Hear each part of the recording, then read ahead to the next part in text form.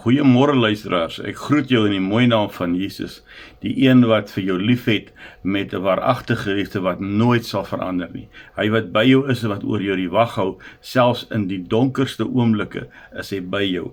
Hy sal jou nie alleen laat nie.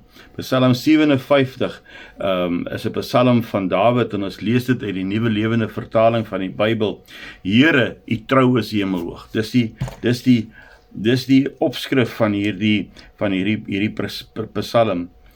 Nou hierdie psalm is deur Dawid geskryf en dit is 'n gedig op die wysie van moenie verwoes nie.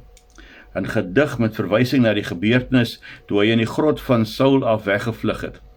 Wees my genadig, o God, wees my genadig. Vers 2. Ek soek skuiling by u, in die skaduwee van u vlerke sal ek skuil, totdat die onheil verby is. Vers 3. Ek roep tot God, die Allerhoogste, tot God wat gereed is om te help. Uit die hemel antwoord hy en red my. Hulle wat my wil vernietig, sal hy verneder. Sela. Stop. En oordink gou dit wat ons nou gelees het in hierdie eerste drie verse tot vers 4 verse. God sal sy trou en waarheid stuur. Ek is omring deur leeu's, tussen bloeddorstige mense wat my wil verskeer. Hulle tande is so spiese en pyle, hulle tonge so skerp so swaarde.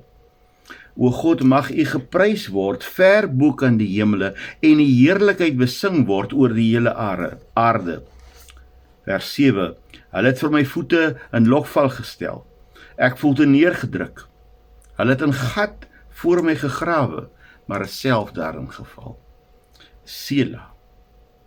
Ek vertrou geheel en al op u, o God.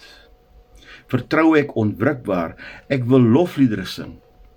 Word vroeg wakker, sê ek, harpenier word wakker, ek wil die dagbreek wakker maak.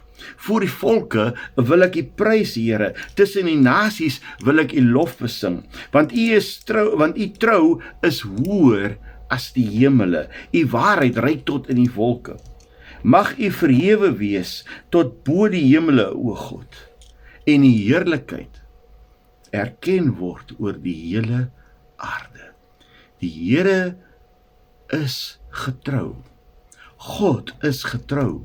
God weet waardeur jy gaan. God weet van daardie krisis wat nou in jou lewe aan die dag besig is om te manifesteer. God weet wat jou krisis is, wat jy nou te doen het nie.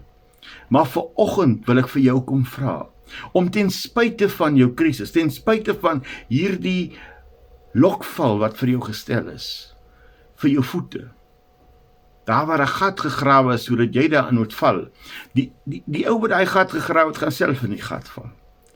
Die waarheid sal see vier. Die waarheid is om jou. God en sy waarheid sal by jou wees.